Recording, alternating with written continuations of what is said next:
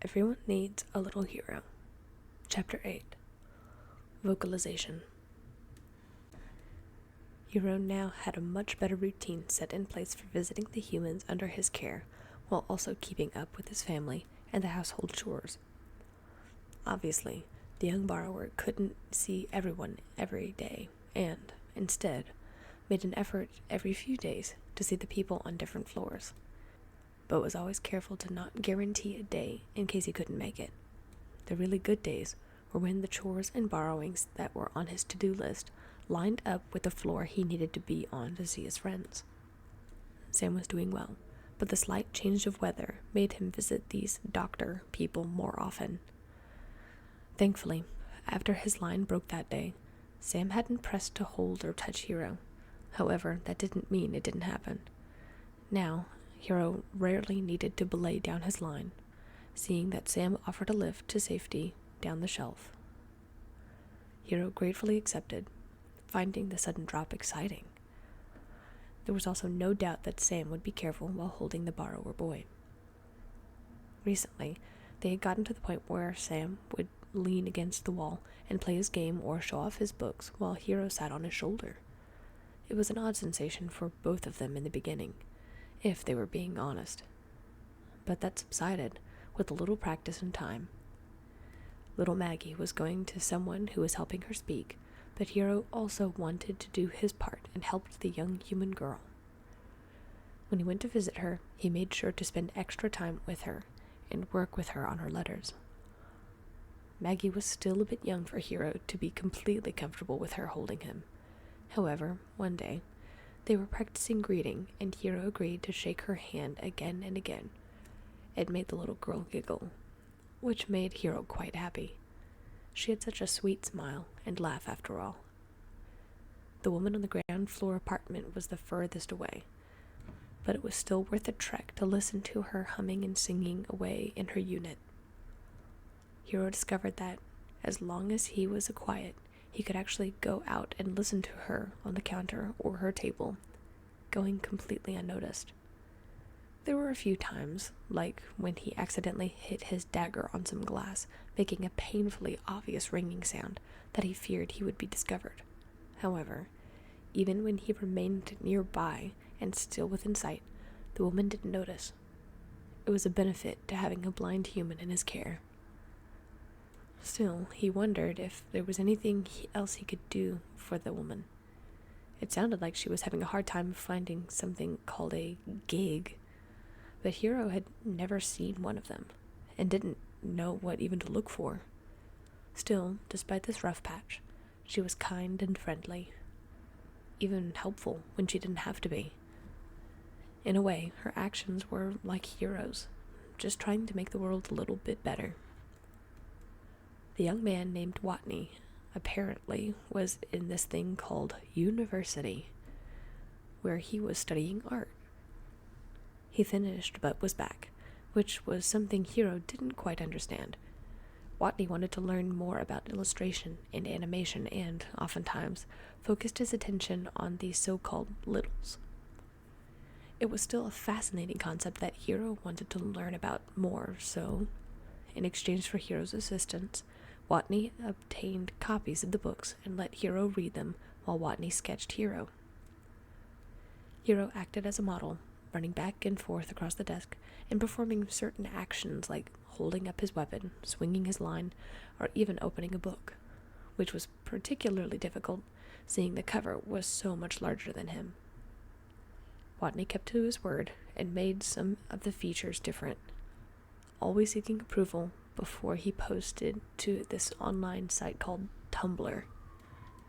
Hero watched in awe as the sketch form of him with the tail and ears ran across the screen, opened the book, and began reading.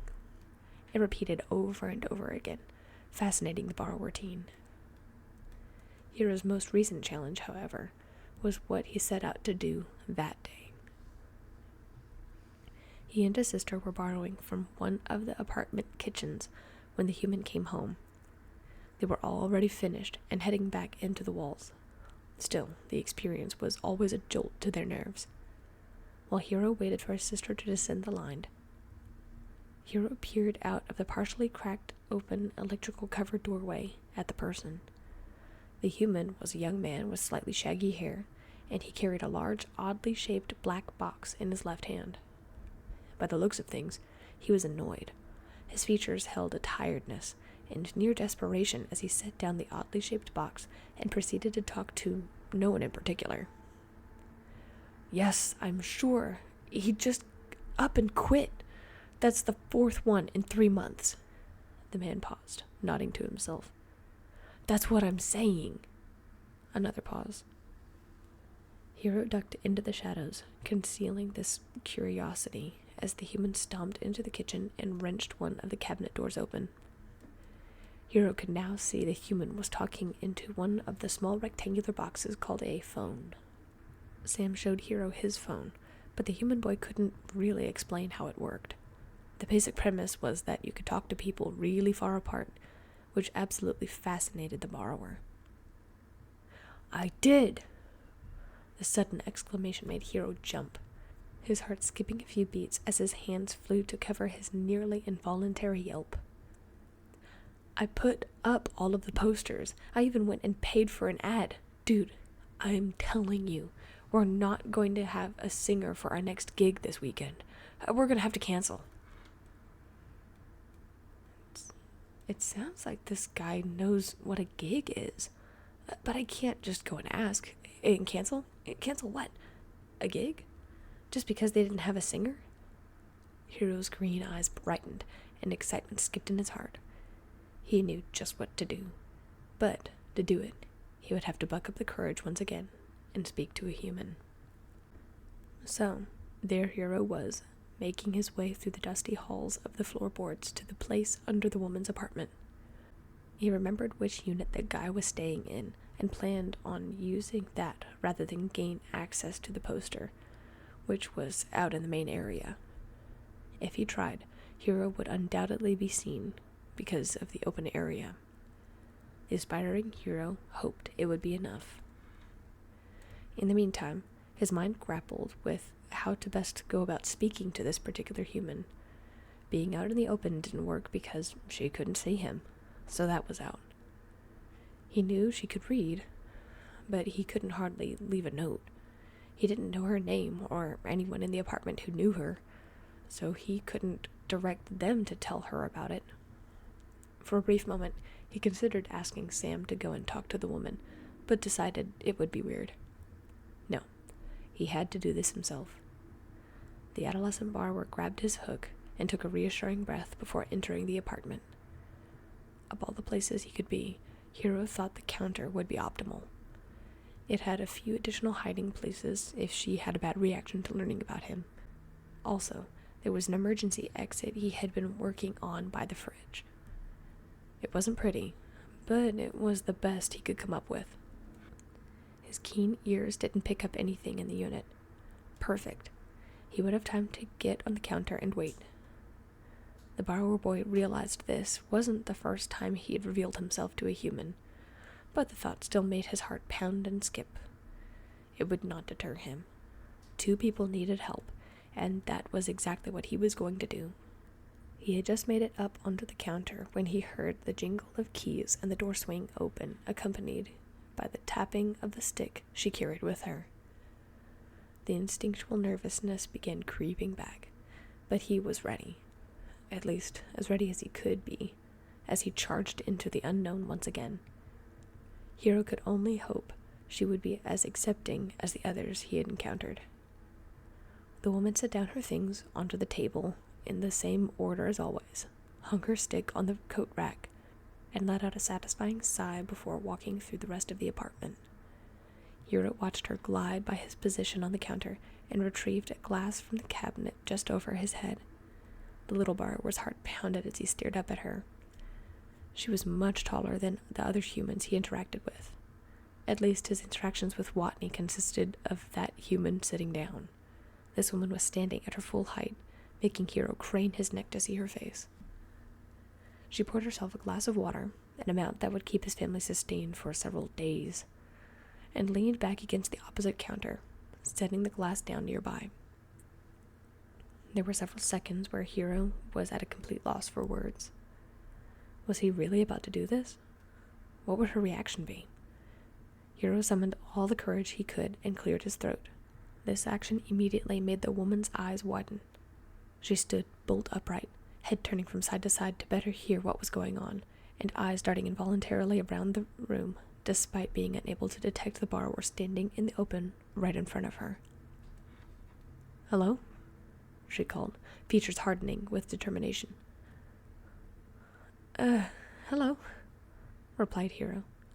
Sadly, he was softer than anticipated.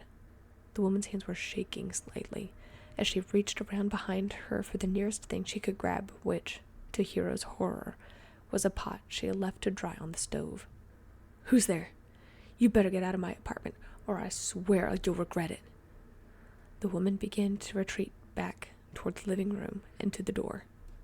Not good, not good, not good. Hiro's panicking brain could only repeat the phrase over and over again. At the risk of being swatted by a heavy pot, Hiro ran forward on the counter toward the woman. "Wait, please wait. My name is Hiro. I'm a... Hiro's mind was grasping for something, anything, to tell her without revealing his species' true name. His mind finally latched on to the one thing he hoped the human understood. "I'm a little." Hiro held his breath as the wave of confusion set over the woman. Thankfully, though, she stopped backing away in the face of this bewildering statement by the young borrower boy. "A what? A little? Like the children's book? How stupid do you think I am? There's no such... No. Really, I am. I mean, I don't have a tail and fuzzy ears, but, well, here, I'll show you." The words spilled from Hiro like water over a barricade. He hadn't even realized what he had proposed when he saw a flash of confusion cross the woman's face. He had her attention. Now he needed to keep it. If you set your hand down on the counter, I can walk over and show you," instructed Hiro, hoping he was convincing the much larger being. Seemingly, it at least had her attention. The woman's eyes narrowed as she took a hesitant step forward, pot still raised in preparation to strike. Hiro felt his heart pounding in his chest. It thumped dangerously hard against his ribs. But he had been in a situation like this before, and convinced himself that everything would be okay. If she's anything like the others, she'll be curious, but will listen. I hope she listens anyway.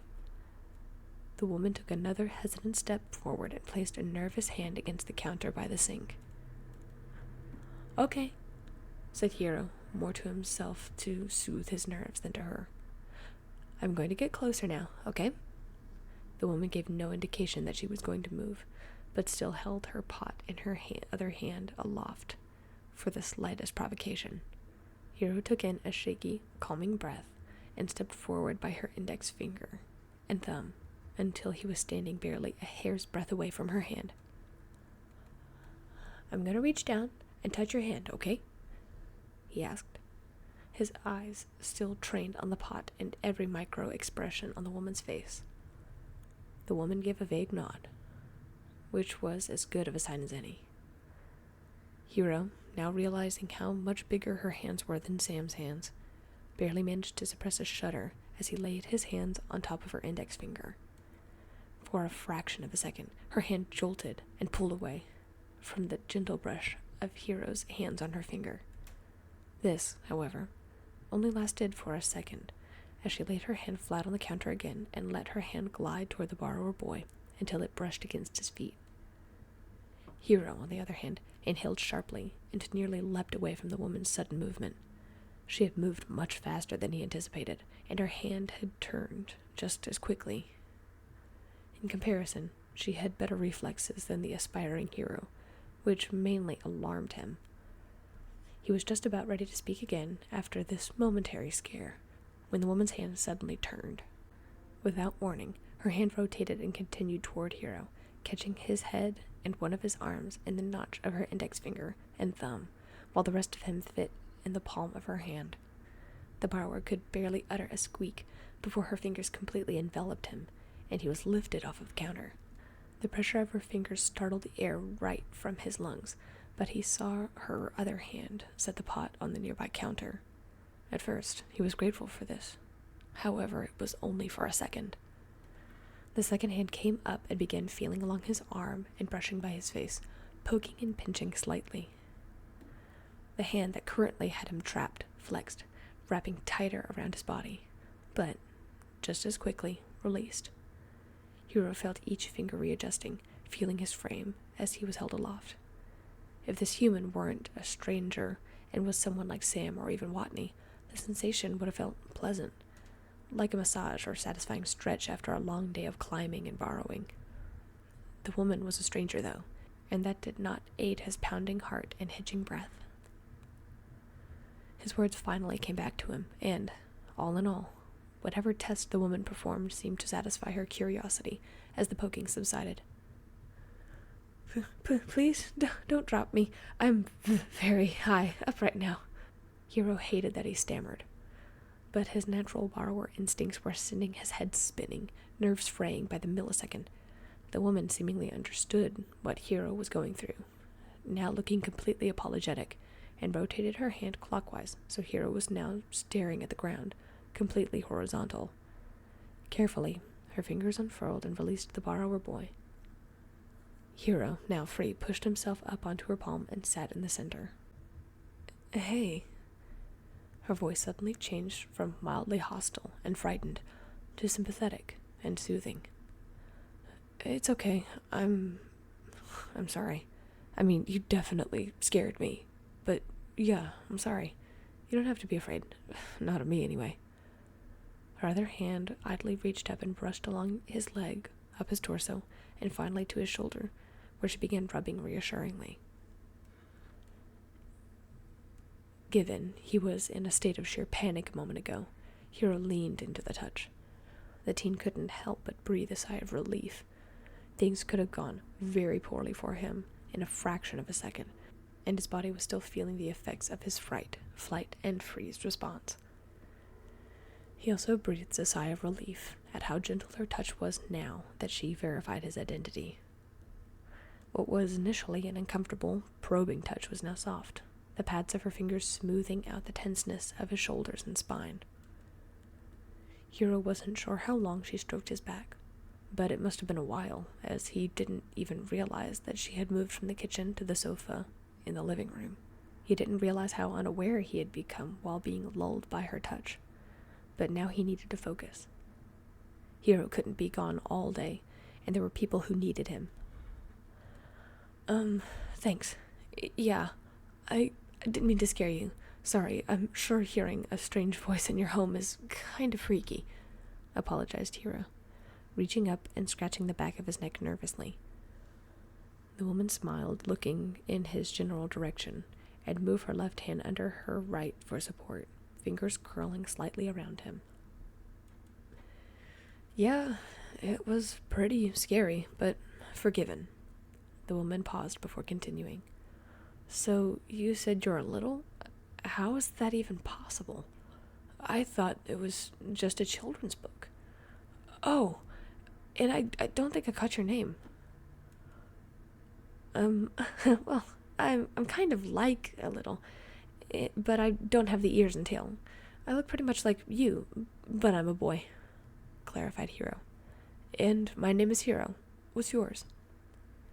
Eliza, said the auburn-haired woman. I'm Eliza Fox. Nice to meet you, Hiro. The warmth of her smile was akin to Maggie's smile. Nice to meet you, Eliza, he replied. So, I mean, I don't want to sound too forward or anything, but are you here for a visit? Or is someone you know in trouble? Do you need help? Asked Eliza. Hiro shook his head, realizing a second too late she couldn't tell. No, I don't need help. Actually, I'm here to help you. The borrower's statement brought a brief wave of confusion to Eliza's brow. Help me? Yeah, well, it might seem silly to you, but I'm trying to live up to my name and help people when I can. So far, I've been able to help a few people, but I just feel like there's so much more that I can do, explained Hiro. And, well, I don't want this to sound weird, but I wanted to help you. Eliza giggled lightly and shook her head. That's really sweet of you, Hero. But don't take this the wrong way. I'm not exactly sure how you can help me. I mean, not unless you want to be my seeing eye little. Eliza giggled again, but Hero tucked the thought away for another day. Who knew? Maybe he could do that one day. No, Hero replied, also with a little laugh. But I do think I can help with your singing gig, or whatever a gig is. Eliza now looked perplexed, but also intrigued. Her hand shifted slightly, making Hero readjust. Well, a gig is like an event, like a job. And how can you help my singing? Do you sing? She asked. No, sighed Hero. But I wish I sang half as good as you. You're amazing. That's why I wanted to let you know about this other guy who lives in the building. He carries around some kind of weird-shaped box, and was talking about gigs and how they needed a singer. He's in 401 if you wanted to know. Wow, that is a lot to take in, muttered Eliza. No offense, but that might seem a little weird. I mean, I didn't hear him say anything about it. He might wonder how I know. No, that's the thing, interjected Hero. He put up posters and has his number, even made this thing called an ad. I don't know what that is, but it sounded important. All you'd have to do is say a friend referred you from one of the posters and see what happens. Eliza looked uncertain, but eventually nodded slowly. I guess that makes sense. Do you know what kind of music he plays? What his band does, I mean? Asked Eliza. If she could see the look on Hero's face, she would have seen an adorable chibi moment where Hero had involuntarily turned his head and looked absolutely clueless. Eliza using a few too many words and concepts he didn't understand. To him, music was music. He didn't know what the guy's band did, and now he felt slightly foolish not knowing this information. No, I'm sorry, replied Hero. Eliza shrugged. It's all right, she muttered. There was another long silence before she gave a subtle nod. I'll think about it. Hero felt himself beaming. That's good with me. I just wanted to let you know and tell you that you're really talented. Don't get discouraged. You've got this. Eliza giggled again, sadly unable to see the positive thumbs up from the bar were sitting in her palm. Thanks, Hero, she smiled. The two of them talked a little while longer, where Hero confessed he had been by to check on her a few times. Eliza took it as well as she could have. Then again, there wasn't a protocol for how to react when a small person told you that they've been watching you. Hero assured that he never stayed for too long, which naturally made her feel better. Eliza did suggest that, in the future, however, Hero should make his presence known before watching her again. A reasonable request, which she promised to uphold. At the end of their conversation, Eliza promised to not reveal the identity of Hero or his kind to anyone, and that she would let him know what she decided. She set him onto the counter, bid him goodbye, and listened until his footsteps disappeared. Eliza had a lot to think about, not only with Hero, but also to this potential singing opportunity. For now, however, she elected to make dinner as the little borrower made his way home.